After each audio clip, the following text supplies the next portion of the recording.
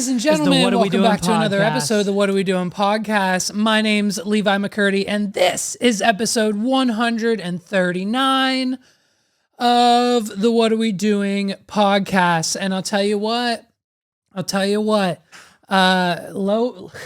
Lou Bug's in the back choking. Speaking of Lou Bug, we've got some unfortunate news. Listen, we're planning the wedding. Megs and I, we're finally planning the wedding. Your boy's getting married. It's going down. We've pretty much sent the unofficial / official invites to all of our friends and family who should have been invited. I'm pretty sure we got everyone covered. If you didn't get an invite, well, it's probably coming real soon. And so shout out to you guys. Everyone knows. And so we're getting married, dude. But the issue is we're getting married. Won't say where, but we're getting married in a place where it's kind of really hot all the time. And so basically what that means is Lil Bug can't come to the wedding. And I don't know about you guys, but that devastates the ever-living shit out of me. And so the fact that Lou Bug can't, put a little tux on, we got him a little bow tie, the fact that he can't attend and be a part of, the wedding day is a bit of an issue. And so I keep trying to come up with plans. I keep trying to come up with scenarios. I keep trying to come up with different ways that we could potentially get Lou Bug to this place that we're getting married at. And so I've even gone as far to contacting a private helicopter rental company so that because we have to fly to get there. So when we get there and land, right, because Lou Bug will be fine. From Pennsylvania to our destination, it'll be kind of chilly here. The airplane will have air conditioning, and then, so he'll be fine then. But once we get to the destination, that's when things could go haywire for Lou Bug, because if it's too hot and he gets overheated, he's going to keel over and die. So basically, and we can't let that happen. So basically, we got to figure out how we can get Lou Bug into the air conditioning and keep him as cool as possible for the wedding events. And like I said, I went as far as contacting a private helicopter company. I called them. They said for $1,400, when you land at the airport, at the destination, when you land there, we'll be there with the helicopter for an hour, because that's how long it would take to get to the hotel. An hour flight, only $1,400. So theoretically, we could take Lou Bug from the air-conditioned airplane to the private helicopter. Hopefully that's air-conditioned. I'm also considering like an ice vest, potentially, kind of thing. I'm not sure. We're going to figure it out. We've got to get Lou Bug to the wedding. So if anyone has any suggestions on how we can potentially have my Frenchie, little French bulldog of a spit-fuck dog, how we can get him into a tropical climate of such that is most likely anywhere from 80 to 100 degrees on any given day. And you know what I mean? So we can't keep him in the room the whole time. Obviously, the room has air conditioning where we're going to be in the hotel room, but we got to take him outside. The ceremony's outside. The reception's outside. We got to take him to go to the potty. We got to take him on walks. That's outside. So just going for a walk, gonna kill him. And so, we've got to try to figure out how to get Lou Bug to the wedding, because if he misses it, well, then it's just depressing. And then it's not a good day. I'm not happy. Everyone else then becomes unhappy. I ruin the moment. It's a crappy day. And now I'm divorced. I'm single. I'm living with my parents. I've got to pay child support. I lose my businesses. My clients leave me. I have no money. My podcast, I have no listeners. That's kind of now, but it's fine. And so it just, if Lou Bug doesn't get to the wedding, it might be detrimental to everyone involved in my life and around me and everything else going on. But no, dude, it's going to be awesome. It's going to be a killer time. Everyone was invited. Dude, we got like 6 podcast hosts coming. We're literally going to have like multiple podcast hosts at the wedding, which means we're going to be booked all week. Like Monday, we're going to have to do like a 280 plus episode there. Tuesday, we're going to have to do a Wad Pod episode there. Wednesday, we're going to have to do a Paul episode. Thursday is going to be someone else's. And then, I want to do like a big like collab episode with everybody. So like we're going to be recording nonstop content. It's going to be crazy. I'll have this camera. We'll put it on the Gorilla Pod. We're going to have so many content creators at the wedding. It's going to be so much fun. So look out for that. It's not until next year. We've got so much time. It's not until like July of next year. And boy, oh boy, are we excited. So that's happening. So we're officially doing that. Megs is going dress shopping. And, Megs thought, maybe the black dress trend was right for her. And now she's quickly discovering that it might not be. And she might be wearing a white dress. She might be wearing multiple. Who knows? So we'll see. She's dress shopping. We got to get rings. And then that's pretty much it. We're doing everything super low key. We're finding a palm tree. We're standing under it. We're saying our vows. We're exchanging rings. We're kissing. And we're running into the ocean. And that's it. There's nothing official. And then everyone's coming back to our room to party. And it's going to be a killer time. So, it's going to be a rager. So if you're coming, you're coming. And if you're not, well, you're missing out. You should come. You should really come. Hopefully Lou Bug's there. Hopefully Lou Bug somehow gets to the wedding because it's going to be a blast. It's going to be a blast. Jeff's coming. Jeff's invited. You know what I mean? We're going to need someone to clip up all those podcasts that we're doing there. And, so it's going to be a blast, dude. Here's what I need everyone to stop doing. And this story just gets crazier and crazier. I need everyone to leave Raven alone. I need everyone to leave Raven and her wife Miranda alone. It's enough. Enough, dude. Enough in the comments. Enough in the DM. I'm telling you, if you guys don't stop, if you don't knock it the freak off with the I'm telling you right now. I'm telling you right now, if this behavior continues, this is why TikTok's getting banned. I'm telling you, it's honestly, it's one of the most.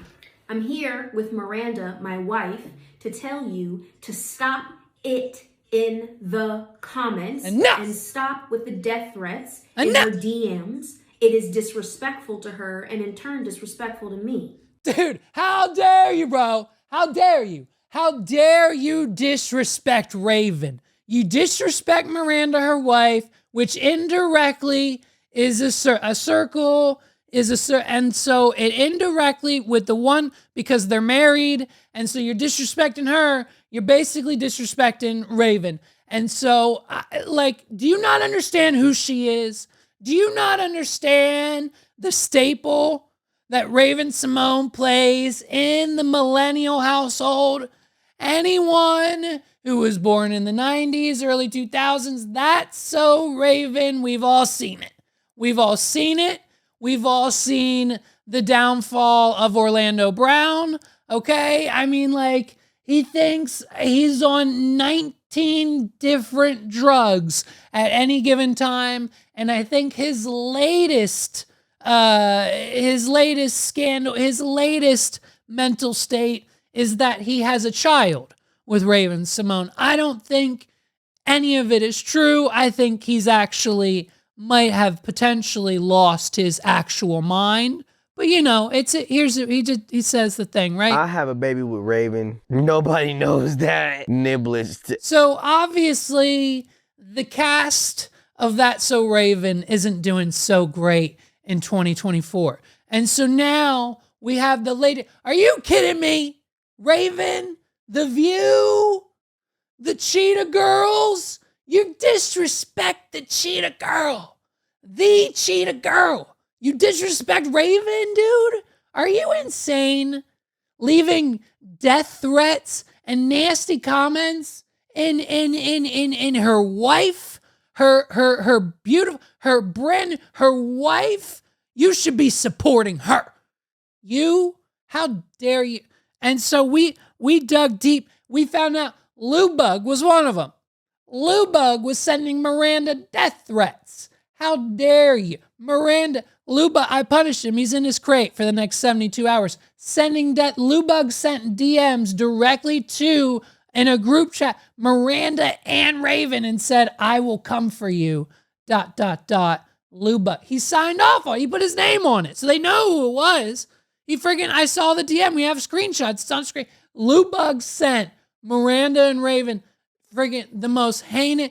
And then he sent a picture of his junk. I mean, it was the most heinous thing I've ever seen. I punished him. He's punished for at least 72 hours. How dare you? Disrespecting Raven. Can we stop? Stop it. It's really become wild. I hope to clear the air right now and letting you all know that I never have once said that I did not know who Raven was. I only ever said that I did not grow up watching That's So Raven. I did not watch her as a child. But since getting married and meeting her in 2015, I have seen the majority of her work.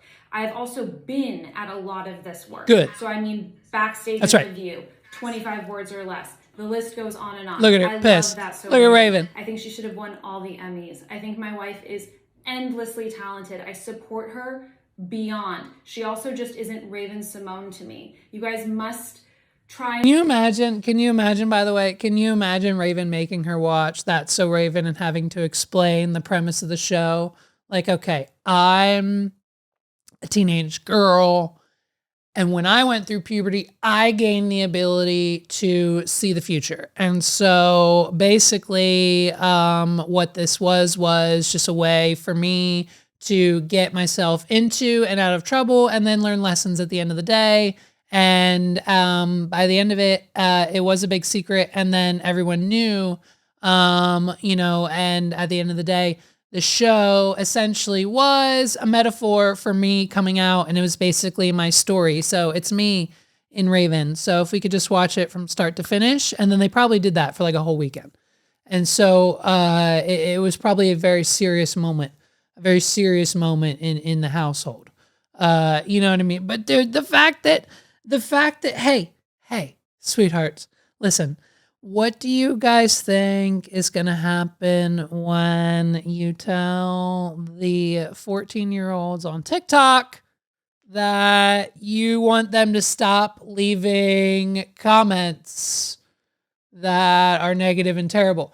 It's just, listen, what is fascinating to me is that Raven-Symoné, who has been a Hollywood star pretty much all of her life and has been in the spotlight and has probably had the most horrendous things said about her by the littlest of people, and that she is still bothered by the comments section. Hey, turn your DMs off. Hey, you can block, don't have TikTok. You have assistant. Let someone else get off of TikTok. There's ways to prevent the negative. Don't look at them. Ignore them. Why are you even looking at the DMs on TikTok? What is so important that you need to go into your TikTok DMs? I could tell you the last person who's ever DM'd me on TikTok. Like, if it's important, something tells me they'll reach out in the appropriate channels and not on TikTok DMs, where you're going to get things like death threats and like people like Lou Bug telling you to jump off a bridge at 3 a.m. He literally typed that. He literally typed, I hope you both jump off a bridge at 3 a.m. and no one finds you. Like, he's disgusting. He's absolutely, I put him in his crate for 138 hours. He's utterly, this Lou Bug, I don't even know what to say. I don't even know what to say about him right now, but all I know is I need everyone to leave Raven alone. I mean, they're just, you know what I mean? They're just trying to be happy. They're just trying to be a happy couple in the middle of, the sad state of America. And speaking of the state of America, Biden's out here, Sleepy Joe. He's at it again. Mr. Joe Biden, Joseph Gordon Biden. Oh man, Joe. President Joe Biden is out here. He's trying to get my vote. He's trying to harvest as many possible votes as he can. Joe Biden is doing his damnedest to buy as many votes in the 2024 election as he can. He's been busy this week. He's been real busy. We'll start off with the declassification of marijuana, dude. Cheers and claps all around. It's one step closer, okay? One step closer to just a full-blown over the government. No more. We're one step closer. So what this means is instead of being classified as a level 1 narcotic, the Biden administration, along with the DEA, have decided to bump down marijuana as a schedule, I think 3, a level 3 narcotic, putting it below drugs like Adderall. So now there will be even more rules, laws, and regulations around the drug Adderall than there will be on marijuana in this country. So we just need the states to follow suit. And basically, we're one step closer to a recreation-free America. And so Biden's out here trying to win. Now, he tried to pull this card of like pardoning anyone who's ever like smoked illegally. Last year, he tried to pull that whole illusion that didn't actually mean anything for anyone.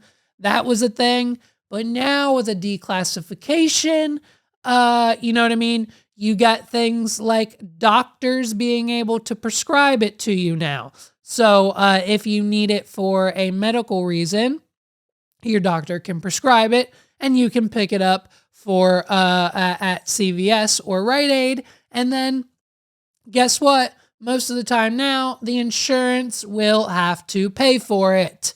And so that also means you can use a credit card to buy it. And I think it also means you can ship it. I'm not sure on that last one, but basically the declassification of marijuana, one step closer to basically becoming one of those things that's federally legal. The Justice Department said Tuesday that it's moving to formally reclassify marijuana as less restricted substance after President Biden requested the review as he seeks re-election, but critics decreed the change is not going far enough. Weed is set to be moved from Schedule 1 to Schedule 3 of the Controlled Substance Act, easing research into its medical qualities and opening the door to lawful prescriptions, replacing a patchwork of state rules. Today, the Attorney General circulated a proposal to classify marijuana from Schedule 1 to Schedule 3, said Justice Department spokesperson Hino Joshua. I don't know that name. I butchered it. I'm sorry. It's not my fault. The law requires a 60-day review period, after which administrative law judge will decide whether to hold a hearing or simply adopt the change. But longtime pot legalization activists said it has a half measure, noting that Schedule 3 includes substances such as ketamine and codeine, cough syrup, for which illicit users and dealers still face penalties. So, it's not a complete, it's not a complete sweep of the law, but it's good. It just lets Biden get one step closer to then hopefully make it federally legal and expunge the records and release any prisoners that have minor and or major marijuana crimes who are currently jailed for it, because that would then most likely give him anywhere from 30 to probably 50,000 more voters. If anyone from who was in jail, anyone who is in jail or currently out of jail who has a record, and because of that record cannot vote, and because of that record it has to do with marijuana, and Biden expunges those records because marijuana has now been reclassified, or then has potentially steps to become federally legal, those people can now vote again. And so who are you going to vote for in November? The group of people, the Biden who just got you out of jail, or the guy who's going to jail? Who are you voting for? The guy who got you out of jail and your record expunged, which seems to be where it's on trajectory to happen. If Kim Kardashian keeps showing up at the White House, it's bound to happen soon. And so you voting for the guy going to jail or the guy getting you out of it? You know what I mean? It's a smart move. And so we're declassifying the drug. And then the next day, which is just beautiful and wonderful heavenly news for me and a subgroup of my friends and a subgroup of your friends most likely as well, Biden and the Harris administration decided that on this glorious morning, they were going to wipe the debt of anyone who attended the Art Institute across the country of the United States. All 317,000 of us. It wasn't a lot. There wasn't a lot of us there. But all 317,000 of us just got our student loans forgiven in a $6.1 billion act that they looked into it. And guess what? Newsflash, we all knew it because we experienced it, but no one was listening back then. Newsflash, the Art Institute was doing some shisty shit. They were telling us a web of lies. They were spinning us a web of hopes and a web of dreams that we would all be accomplished. We would all be the professionals and the owners and the CEOs and the business, and we all be making the salaries and the accomplishments and the goals that we set out to make are 100% going to come true when you sign on the dotted line with the Art Institute. Whether you're in York, Pennsylvania, whether you're in Pittsburgh, whether you're in Philly, whether you're in Miami, or there are 90 other campus locations, sign on the dotted line. We know, listen, hey, we know the education, it's 3 times as much. Listen, yes, does the education cost anywhere from $100,000 to $200,000? Yes. Is it worth it? 100%. We'll tell you why. Serena Williams. We'll tell you why. Brad Pitt. We'll tell you why. Joe Rogan. They all went to the Art Institute. I'm pretty sure only one of them did, but they all went to the Art Institute. They all got jobs, and guess what now? They're all millionaires, and you can be too. So these student loans in 5 years won't even be a thing. You'll have enough money. You'll be making enough money to pay off these student loans in no time. With the education you're going to get from this school, holy shit, buckle up, kid. We're about to make your dreams come true. And that's the lie that they spun to 317 of us from like 2007 to like 2017. I don't know the year span, but it was one of the biggest scams that I think I've ever been a part of and that I've ever witnessed. Okay, the markup on products, the art kits, the hard drives, the technology, the bookstore, Everything was like 300 times the price it should have been. The decision covers people who were enrolled at any Art Institute campus from January 1st, 2004 to October 16th, 2017, a period in which Education Management Corp owned the chain of schools. The Education Department will on Wednesday begin notifying eligible borrowers who are not required to take action. The agency said it also will refund payments that former students have made on loans that are earmarked for forgiveness. So it looks like, depending on the type of loan that the Art Institute kids had, we might potentially all be in for a pretty big check. We did the math. It might potentially be anywhere from $8,000 for some people, and it might be upwards of $100,000 for others. We have a classmate from the Art Institute campus that we went to school with that has been paying $1,200 a month. $1,200 a month for her student loans from the Art Institute of York, Pennsylvania, since 2015. So it's been now, 10, almost 9 years? Let's go ahead and do the math on that, boys. $1,200 a month times 12, that's $14,400 a year, times 9 years so far, and it's still going. It's $129,600. So let's pray to God that the reimbursement portion of the announcement is actually factual, because some kids here got a little effed in the A. Okay, like it's like, so, and that's an extreme case. I didn't know that was at all possible, but I've seen the receipts. Okay, $1,200 a month since 2015. So take that for what it is. The institution falsified data, knowingly misled students and cheated borrowers into taking on mountains of debt without leading to promising career prospects at the end of their studies, President Biden said in a statement. While my predecessor looked the other way when colleges defrauded students and borrowers, I promised to take this on directly to provide borrowers with the relief they need. Of course, Biden is not only doing this out of the goodness of his heart, he's doing this because basically Trump didn't give a shit, is essentially what he's saying.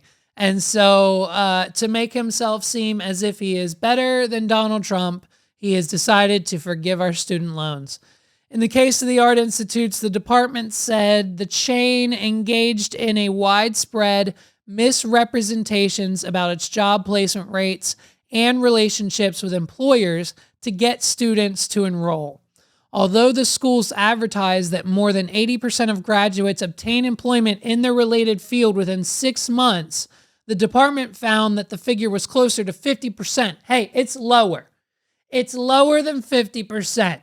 Listen to me. I don't know about the other programs at the school. I know a few people who were in the graphic design.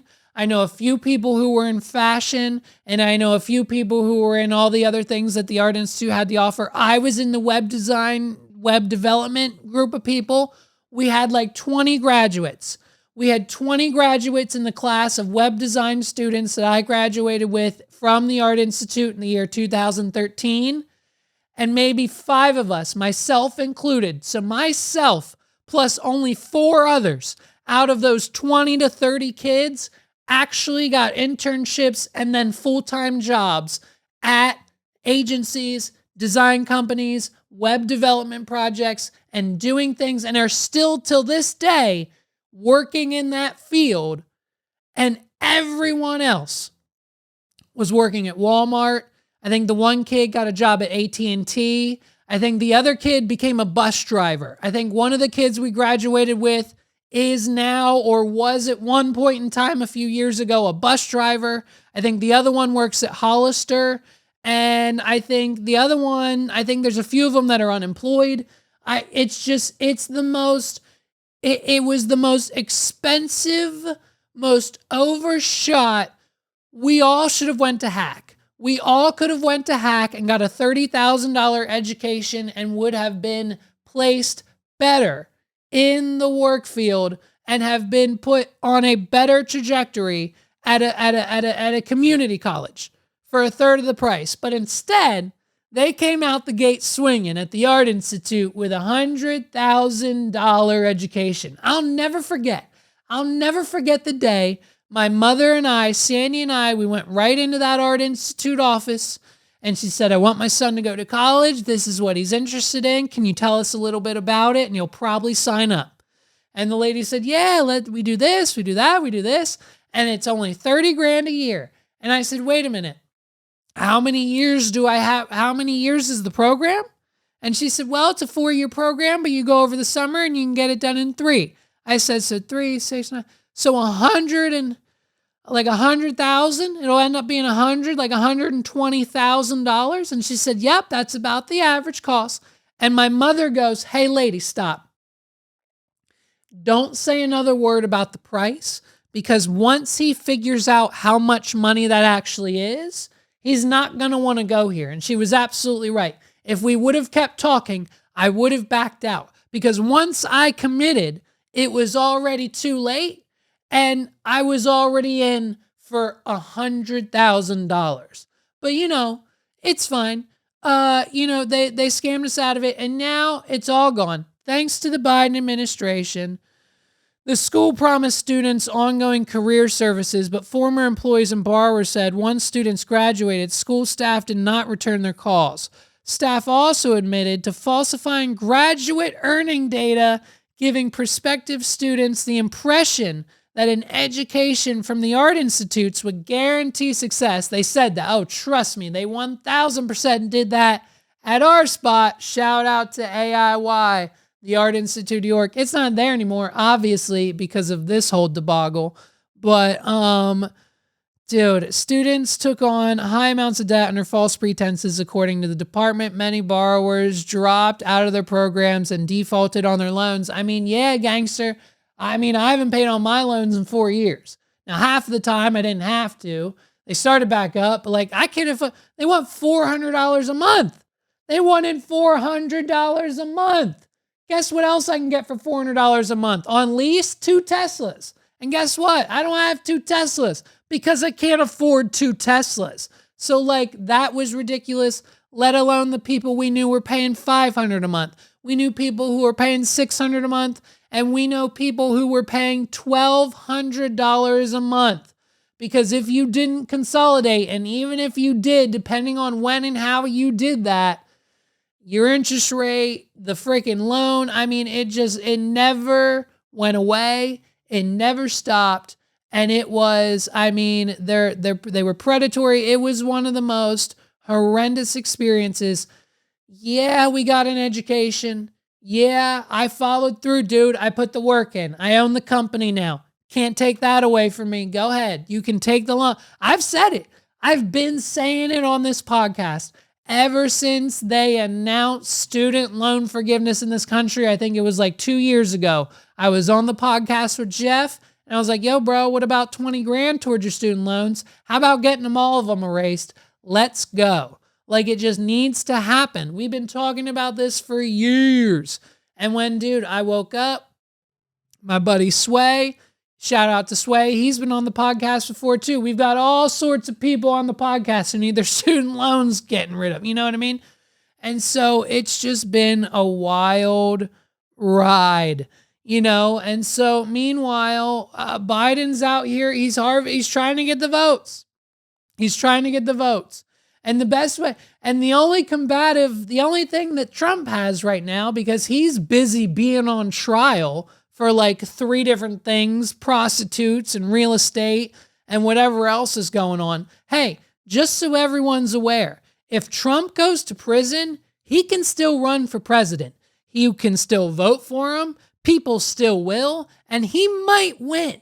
And if he's in prison, whether it's Rikers Island or whatever other prison, low security, whatever, wherever they move him, He has to have meetings there. The inauguration happens from prison.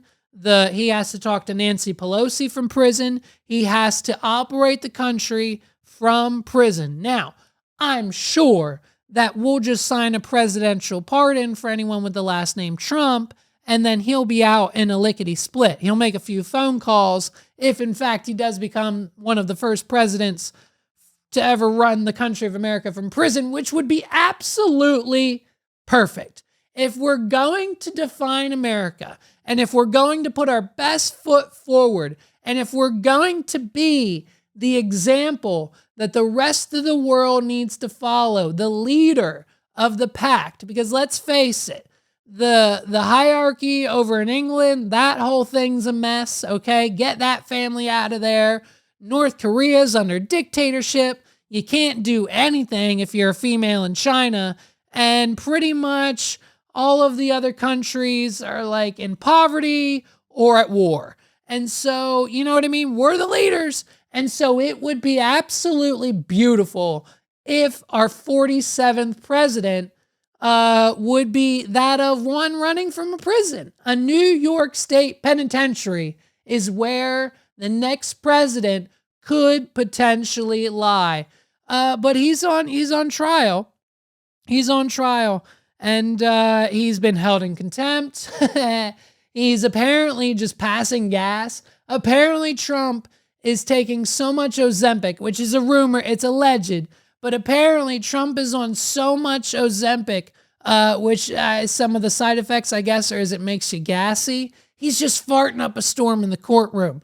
His lawyers have come out and said, so, it's a shit show, the whole thing. And, he wants it to be because he knows the more eyeballs he has on that trial, no matter the outcome, whether good or bad, hush up, Blue Bug, whether good or bad, he knows for a fact that he wants to win. He'll do it. He'll run it from jail. He doesn't give a shit. He just released a song on Spotify with a bunch of prisoners. He loves jail. Trump loves he'll hang out in jail all day long and send missiles off in this country. Why not? He'll do it, and he'll do it proudly. And that's just who Donald Trump is. You know what I mean? We're not big fans of him here, but that's the latest and greatest. Just want to give a real shout out quick, you know what I mean? Like a segment where, like, when I was writing this out and just had to think about it, it's where real recognizes real. It's a shout out to my man Jabbar Harris. He's host of the Fresh Bar Sports Show podcast. It's on Instagram. That's where he lives. He usually does it on Instagram Live, sometimes solo, sometimes with a guest. It's a good, listen, if you're into sports, I'm not, I know very little. I just know the politics and what Taylor Swift's doing in the NFL and anything Travis Kelce or any other mainstream characters are doing. It is one of those, it's one of those situations. I'm not a sports guy, so I'm not a fan, but if you know sports and you want to listen to a sports podcast, go listen to Jabbar's podcast. He commented on one of my recent clips. Last week's episode, I did a segment where I played a video where Soulja Boy, famous award-winning rapper Soulja Boy, wants to buy TikTok now that it's up for sale in the United States. And then I said, where are we going to find TikToks like this? And it was a guy with spoon. Here's the clip. Where are we going to get videos like this? And so Jabbar saw this on my Instagram page, and he sent me a DM, just like a comment on the video. And he said, you really always have been funny, like truly funny. I'm talking pure comedy. And when I got that comment, I thought one of two things. I thought, one, wow, finally someone who appreciates the comedy of this podcast. And I know there's plenty of people out there. I have talked to plenty of people. I've talked to Jeff, I've talked to Paul, I've talked to Justin. I've talked to all my friends, my close family, and I am aware that the comedy and the satire and the jokes and the opinions and the attitude and the loudness and the bubbly and everything that I do and have done for the last 139 weeks is for like 1 to 5% of people. That's why we have a slow build on our audience. That's why it's only getting, a few downloads a week. That's why it's for only a select few of people who actually understand this satire, dry, kind of out there, but in your face, shock value sense of humor. And you know what I mean? So when people like Jabbar come along, I don't know much about this man. We went to high school together. I know him a little bit. I know some of his personal life from what I see on social media, but other than that, we've never really hung out, okay? But real recognizes real, and I've got to give this man a shout out. I can't thank him enough for watching. I can't thank you enough for watching. And it just makes me to know that one person like this man finds one clip from an hour, let alone 138 hours worth of content hilarious, is all that matters. And I will continue to get to episode 239 and 100 beyond that and 1,000 beyond that.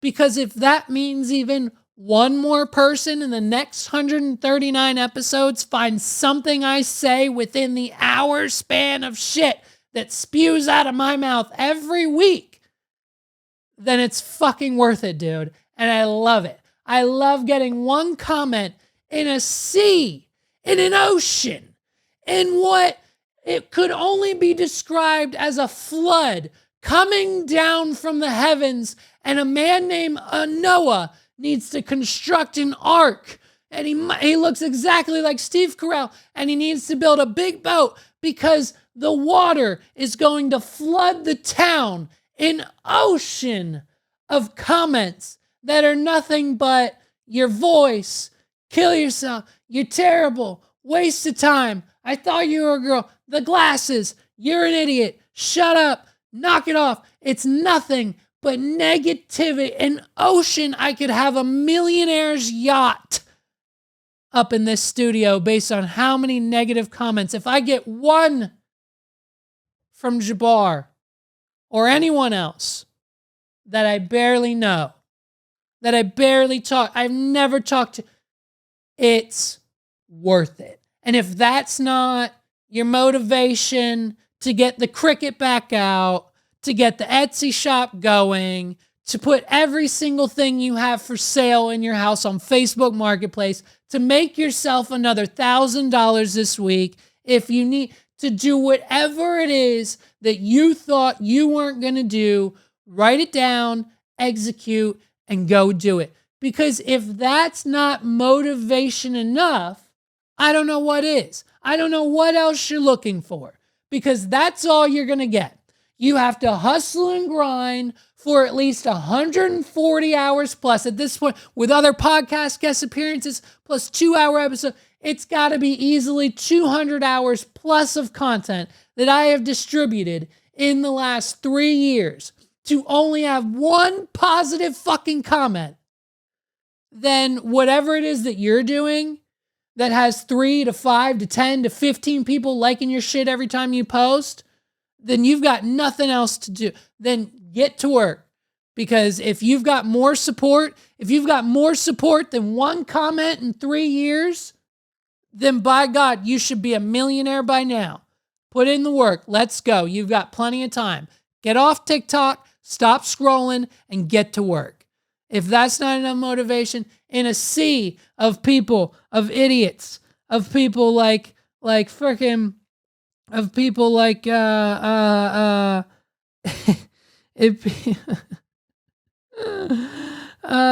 people like here we go, Pandemonium Vic 7619 said, "Man, your voice is annoying. Get off my feed." As if I had anything to do with my video and the algorithm putting it on his personal feed.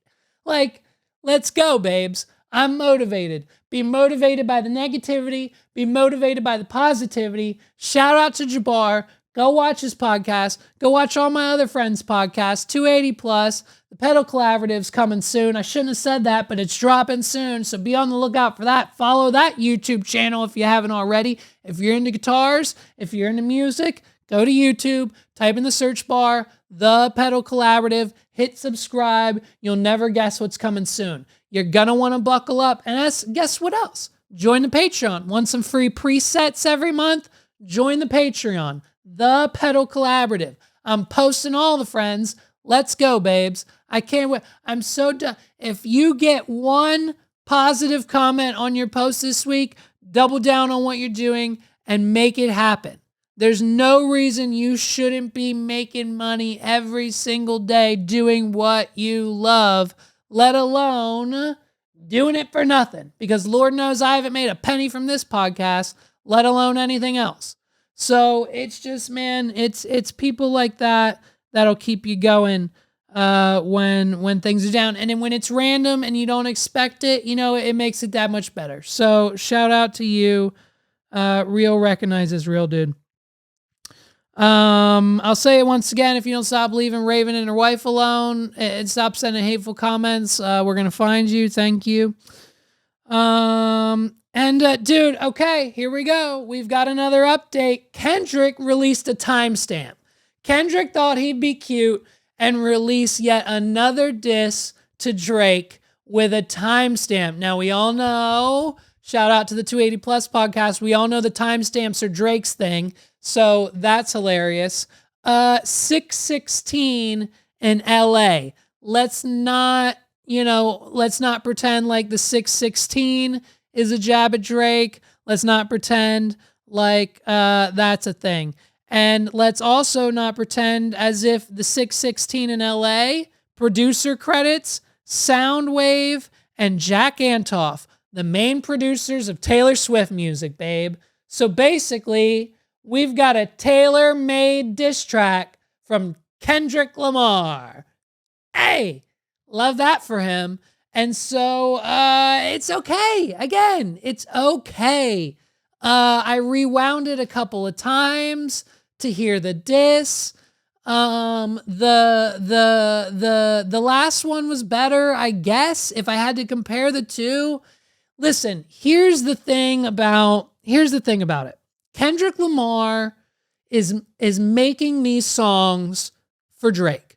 Kendrick Lamar goes into the studio and he records these diss tracks for Drake. He does it not for anyone else, not for us, not the audience, not other artists. He specifically wants Drake to listen to these songs.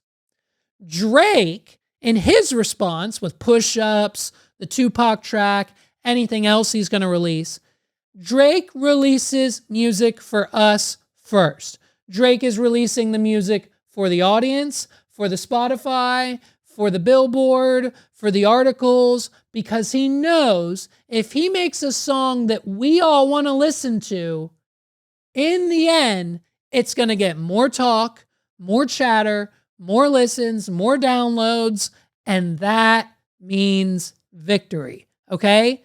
I don't have any of Kendrick Lamar's songs on a playlist, but I've got Push-Ups on it because the beat goes like it's a good song. I just said it last week. It's a good song, but I'm never going to listen to Kendrick Lamar's 6-minute ballad. I'm never going to listen to 616 in LA, probably again. Maybe if I have to do some research for the podcast, but other than that, it didn't do, it's Kendrick Lamar is making diss tracks for Drake. And that's awesome. And that's great. And the Kendrick fans will love it. And the fan and everyone who is a Kendrick fan will call me a Drake meat rider in the comments. I get it. It's fine. But the numbers don't lie. Like it's, you know what I mean? At the end of the day, it just, you can't, like Kendrick's now going at like Drake's lifestyle. And of course he has a lavish lifestyle, Kendrick. He just got a $400 million deal. Drake is one of the only rappers, I'm sure, maybe Jay-Z, there might be others, but I'm almost positive in recent history, no other rapper has announced or has gotten a $400 million deal. And just like Carlos said, I'm pretty sure there's stocks involved and ownership in the Universal Music deal. And guess who owns all of the record labels that all of these other artists are a part of? Universal. So guess who probably gets a bag when half of these artists are successful? It's got to be Drake. That's the case. Close it shut. He can do whatever he wants. Like, if you cannot, you're now comparing someone who is worth, if what Drake said in his diss and the research that we did to discover the top dog deal that Kendrick Lamar has with his record label, apparently it's 50%. You can't tell me it's an $800 million deal, and if Kendrick walks away, he gets $400 million. I would venture to guess that it might be upwards of $100 million, but I'm guessing it's probably not in the 9 figures. And so the numbers don't lie, man. There's a reason Kendrick Lamar, there's a reason J. Cole, there's a reason The Weeknd, there's a reason A$AP Rocky, there's a reason all these artists don't have $400 million music record label deal. There's a reason for that. And so, I mean, 616 in LA, I mean, we could, it's one of those things. Here's a clip of it. Just take a listen. Take a listen. Have you ever thought that OVO is working for me? Fake bully, I hate bullies. You must be a terrible person. Everyone inside your team is whispering that you deserve it. Can't Tussie slide about it. This one is just go. So, I mean, fine. It's a 6 out of 10. It's a 6 out of 10. I'll take the L on. I don't care. It's a 6 out of 10. Drake still won. It's still 1-zip. Whether Kendrick can release 10 of these. Kendrick can release a whole album like this, and it still won't change my mind. If Kendrick Lamar dropped a whole diss album with 10 tracks on it, that was the 6-minute joint, and now this 616 in LA joint, I wouldn't make it through. I probably would fall asleep. But hey, let's be honest. Go ahead. Hey, be honest with yourself. If Drake released a 10-track album with songs with equal, if not more fire behind it than push-ups, you'd have that shit on repeat. We'd have that on Billboard Top 100, 1 through 30, just like Taylor Swift. Like, come on, dude. You just can't deny that Drake is, that Drake is one of the best. The Drake is one of the best rappers that you will ever, that our generation's ever seen. I don't care what you say. Anyone else is hearsay. It doesn't matter to me anymore. You're not going to convince me otherwise. It's not even if Jay-Z, like Kanye attempted to come into the but no one cared. Kanye West couldn't even break down the wall of Drake. Like, I don't even think Jay-Z would have enough manpower to break this man down. Drake has now taken on pretty much the entire rap industry and won. You have not damaged him. He has not bled whatsoever. You might have hit him. You might have gave him a few jabs, but he's still standing. And it's one of those situations where unfortunately half of the planet is going to disagree with me. But that's fine. It is what it is.